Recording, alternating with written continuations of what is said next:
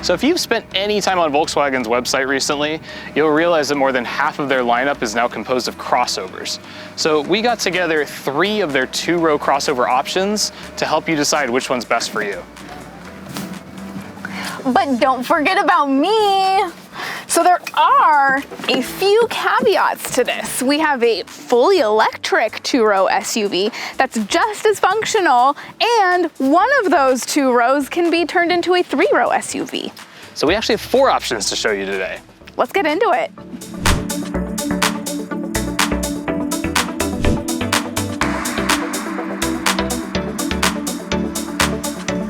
So since Tanya brought the ID.4, I figured we'd start with this one.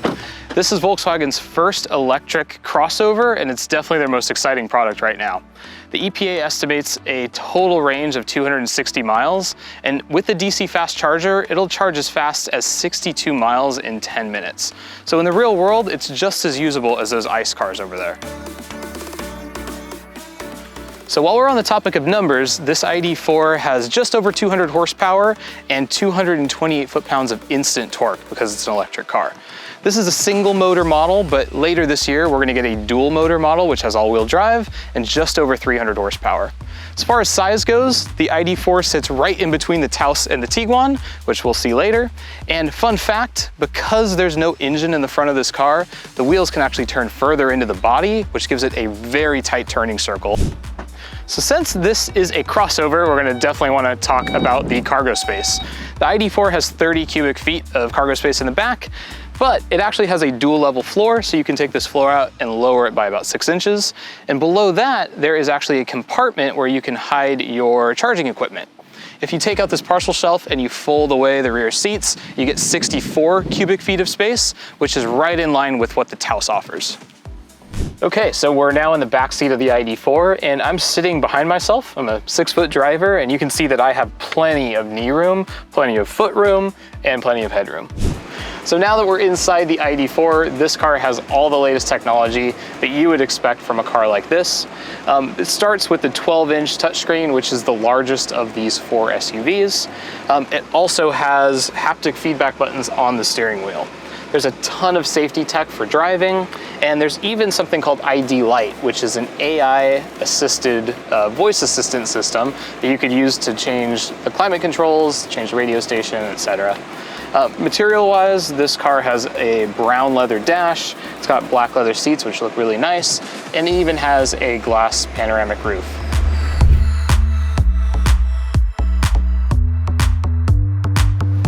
The 2022 Taos is the newest entry-level crossover into Volkswagen's lineup and also the smallest of the gas-powered vehicles in our comparison here. It has a 1.5-liter turbo engine that produces 158 horsepower and 184 pound-feet of torque.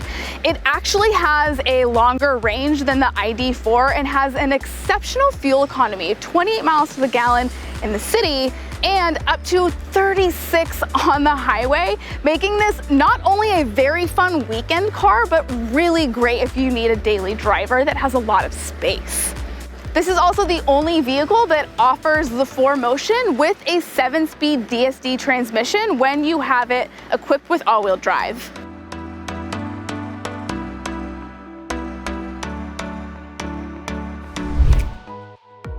Now the Taos is the only vehicle in our lineup that isn't going to offer a hands-free liftgate. However, it has a ton of space in the back. Behind the second row, you'll get up to 28 cubic feet of space, and with that second row down, up to 66 cubic feet of cargo space. Even though this Taos is on the smaller end of this comparison, it still has a ton of space inside. Just like Nick mentioned, this is right in line with the ID.4. What really sets it apart, however, is that the SEL is the highest trim. So there's no premium and there's no R-Line. And in the SEL front-wheel drive, you'll get heated seats, and in the SEL all-wheel drive, you'll get heated and ventilated seats. One more thing, unlike the other top trims that have a Fender sound system, this one will come with a Beats sound system. So I'm back again. I'm in the back seat of the Taos now, and you can see that I have plenty of legroom. As with the other cars, I'm sitting behind where I would sit as a driver, and I have no complaints about the space here. This actually feels a lot longer than the car looks when you're inside.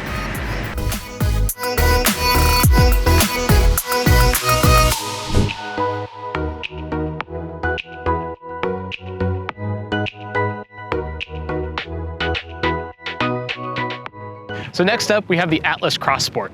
The Cross Sport model was released last year. It's a 2-row sportback version of the full-size 3-row Atlas. The Atlas Cross Sport comes with 2 engine options, unlike the other models here. You can get the base 2-liter turbo. That's gonna give you 235 horsepower and 258 foot-pounds of torque. But this model here is the 3.6-liter V6. That has 277 horsepower and 266 foot-pounds of torque.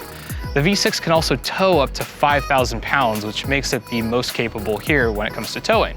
So if you opt for the 2-liter turbo, you get 21 miles per gallon in the city and 24 miles per gallon on the highway. So as expected, the Atlas Cross Sport is the largest of the 4 SUVs here today, so it's gonna have the most cargo space. This is a 2-row Atlas Cross Sport. Keep in mind there is a 3-row full-size Atlas, but these numbers are for this one.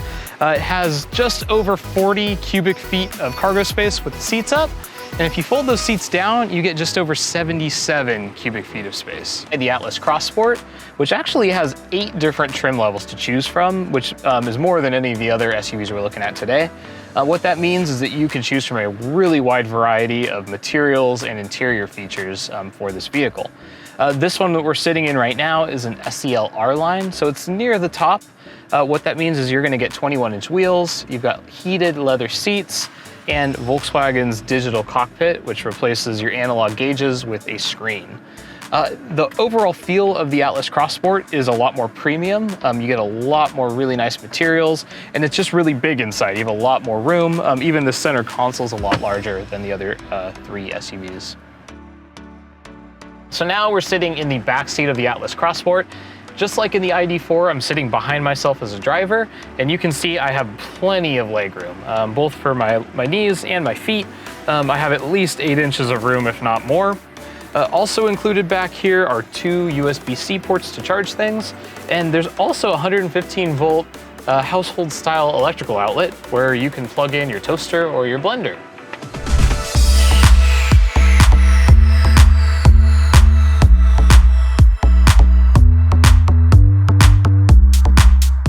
Now the Tiguan is the OG of crossovers in Volkswagen's lineup, especially in this comparison today.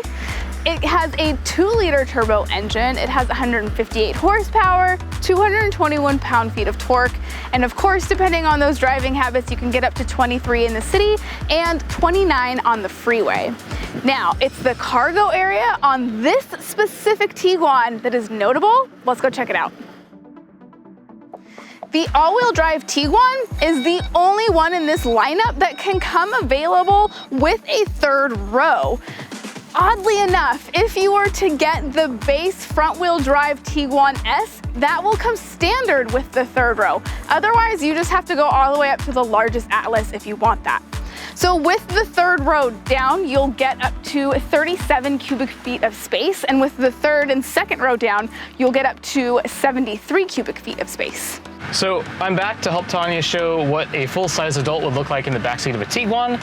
This is where I'd be sitting as a driver, and as you can see, I've got plenty of legroom. It's about 2 or 3 inches between my knees and the back of the seat. It's really similar to the Taos, but I feel a little higher up. And if you have anybody sitting in the 3rd row, it would be really courteous for the people in the 2nd row to please move forward. Yeah, the seats do slide. Thanks, Nick. So in the Tiguan, most of these features are going to be trim specific, not Tiguan specific. So I briefly mentioned this in the Taos that the highest trim level will come with a premium Fender audio system. So we're sitting in an SEL Premium R line. So along with that Fender sound system, you'll also get some fancier stainless steel pedal caps, and your panoramic sunroof is a standard feature in this trim as well.